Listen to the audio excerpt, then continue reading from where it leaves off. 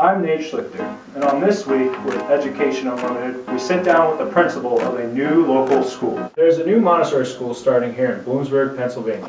There are many supporters of the school, but there are those others that still have their doubts. Over the past weeks, many questions have been brought to our attention from our viewers, so we sat down with the principal of the school to get their view. One of our veteran reporters, Stephanie Fisher, spoke to the principal of the new school just a few days ago about the new school and what it is all about. Thank you for sitting down and talking about Montessori Schools, Mr. Bowdy. A lot of our viewers have asked us about the system, and it's great they can hear it directly from the source. I'm more than happy to help inform the community about the history of Montessori methods in schools. Thank you for having me. Let's start with some history about Dr. Montessori and her development of the program. Well, Maria Montessori was born in 1870, and she was an Italian educator. As an educator, she believed in the natural enjoyment of learning and that a child should never be set up to fail in the classroom. She opened her first school in 1907 after being given access to a housing development in one of the poorer districts of Rome in Italy. Her book, The Montessori Method, was published in 1912 and highlights many of her educational beliefs and philosophies. So this method isn't exactly new age, huh? No, not at all. Today, there are more than 8,000 Montessori schools worldwide, with 5,000 of those being in the United States. The methods of Dr. Montessori have proven to withstand the test of time. At the start, Montessori schools typically were for preschool or primary grades. However, her field-tested curriculum does cover all the major subject areas: science, math, history, the arts. And so we're now beginning to see more middle-level and secondary Montessori schools popping up in the U.S. Montessori's method is very greatly from those of traditional schools, correct? Can you tell us about what makes her method so unique? Well, the main focus of a Montessori school is cognitive and social development. We believe that a child should be actively choosing activities and learning through discovery. We observe students during play and watch their interactions within the classroom. We then prepare the classroom with new items and materials based on how children progress in their mastery of the skill and interact with others. Many teachers make comments to their students about their play and behavior throughout the day. Dr. Paul Epstein's article titled Enacting Attention, Concentration and Shared Focus in Montessori Classrooms states that the teacher does not interrupt children during their play. Can you elaborate? Yes. As I said before, the teacher is observing children throughout their day. We believe that the best way to prepare a classroom is by observation. If we interrupt the students, we wouldn't be able to get an accurate view of how they're interacting with one another and with the materials that we're providing. We may redirect a child to the proper way to do a task, but we like to observe them, and generally we let them interact however they see fit. That is much different than most public schools we see today. It can be a refreshing change to parents. Speaking of, many parents have sent in questions to us, and I would like to ask you a few questions of theirs, if that is okay with you. Of course. A parent questioned the use of meditation in the classroom. Can you clarify at all? Yes, some Montessori teachers do choose to use a form of guided meditation to help the students calm down and focus on what they'll be learning.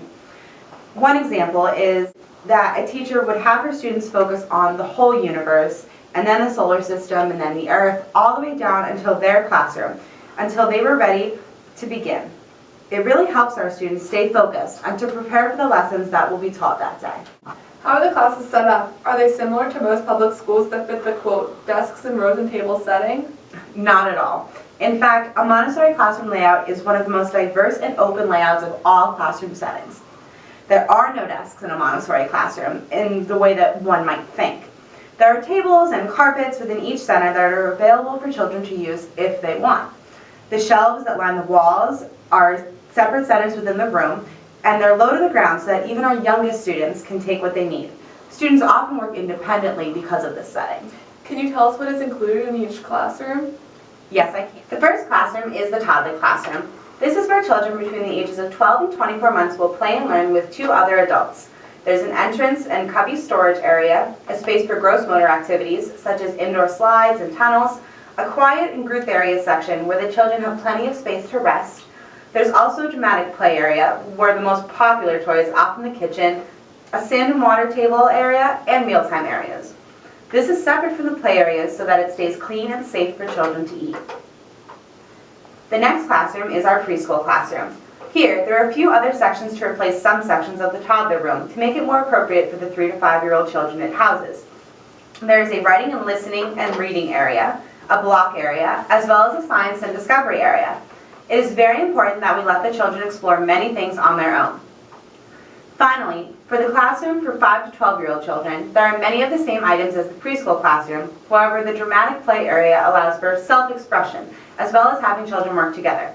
Some parents have expressed concerns about the lack of choice within the classroom. How would you go about easing their concerns for their children? Well, we offer many different options for children to do in the class, so there's plenty of choices available. I can see where parents would be concerned because we do expect our children to complete an activity or a center in a particular manner, but they get to choose what they're doing. It's good to know for the parents. I found that the children were really very independent when I visited one of the other classrooms with you last week. The child I was most surprised to see was Lena, as she was a 2-year-old girl who was able to pour water into a glass on her own. We have a clip for our viewers to see.